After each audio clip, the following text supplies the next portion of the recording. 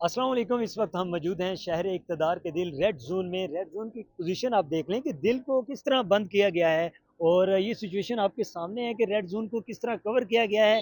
और ये कंटेनर की अप्रोक्सीमेटली मैंने जाकर अंदाज़ा लगाया कि 3 लेयर्स हैं और इन कंटेनर्स के पीछे पत्थर भी पड़े हैं और इसके साथ साथ मिट्टी भी पड़ी हुई है। ये इस तरह शहर इक़्तिदार को बंद किया गया है और ये मनाज़र हम दिखा रहे हैं रेड जोन के। इसके अलावा इस्लामाबाद को जगह जगह से बंद किया गया है और तमाम तर रास्ते क्लोज किए गए हैं और कल कोई हरकत नहीं होगी कि मतलब कि लोग बाहर नहीं निकल पाएंगे। ये सिचुएशन पाकिस्तान की बनाई जा रही है, पाकिस्तान की ओवरऑल पाकिस्तान की बनाई जा रही है शहर इक़्तिदार को छोड़कर। अगर देखा जाए तो ये इस वक्त आप लंबी कतार में अगर मेरा कैमरा मैन आपको दिखा सके तो ये एक लंबी कतार है कंटेनर्स की।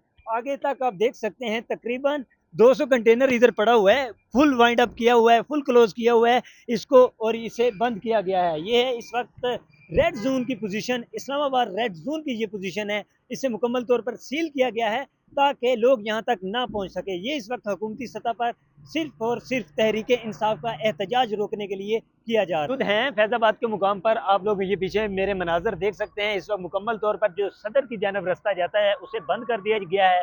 इस्लामाबाद से सदर की जानब जो रास्ता जाता है उसे कम्प्लीटली बंद कर दिया गया है और दूसरी जानब इस वक्त हैवी मशीनरी रोड्स को बंद करने में लगी हुई है। इस वक्त कंटेनर्स आ रहे हैं, लगाए जा रहे हैं और रोड को मुकम्मल तौर पर बंद किया जा रहा है। ये सिचुएशन है इस वक्त फैजाबाद के मुकाम की। हुकूमती सतह पर बहुत ज्यादा प्रेशर है कि कहीं ये लोग वहां पहुंच ना जाएं डी चौक पर। अगर तहरीक इंसाफ डी चौक पर पहुंच जाती है तो ये एक इनकलाब की नई लहर होगी। अली अमीन गंडापुर का सर ज्यादा ऊंचा होगा जो कि बहुत डाउन हो रहा था क्योंकि ये दूसरी तीसरी दफा वहां पहुंचने से कासर थे। ये वहां नहीं पहुंच पा रहे थे। हुकूमती सतह पर जो रुकावटें थी उन्हें नहीं हटा पा रहे थे। हुकूमती जबर का सामना तो बहुत किया है तहरीक इंसाफ ने, लेकिन वो वहां पहुंच नहीं सके।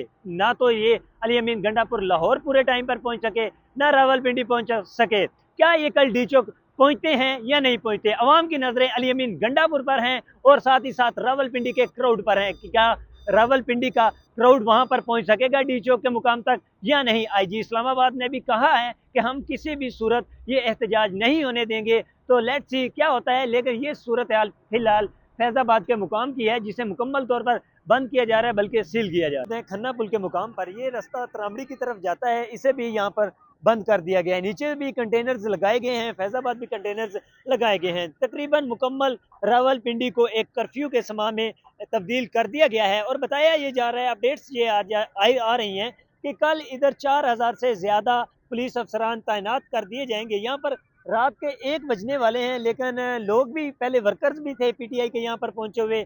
हमने डी चौक पर भी देखे वर्कर्स आ रहे हैं और मतलब कि नारेबाजी करते हैं और चले जाते हैं। इसी तरह अगर पंजाब की सूरत हाल को ओवरऑल देखा जाए तो पंजाब में भी तकरीबन पूरे पंजाब की पुलिस जो है वो अटक पुल पर सिर्फ और सिर्फ अली अमीन गंडापुर को रोकने के लिए पहुंच चुकी है और इनके पास शेल्स भी होंगे। कल जो रावलपिंडी में 4000 पुलिस के एहलकार होंगे उनके पास शेल्स भी होंगे, रेफल्स भी होंगी और ये अवाम के ऊपर अटैक करेंगे, अवाम को रोकने की कोशिश करेंगे। तो ये इस वक्त यहाँ की अपडेट्स हैं और मजीद मैंने आपको अपडेट किया है डी चौक के हवाले से, फैजाबाद के हवाले से। आखिर इस अवाम को जबर में ही धकेला जा रहा है। पहले महंगाई का जबर था, अब यहाँ पर ना तो कोई आप बिजनेस कर सकते हैं वर्किंग डेज में, हत्ता के लोगों ने जुमे वाले दिन भी लोग काम करते हैं, बाहर निकलते हैं।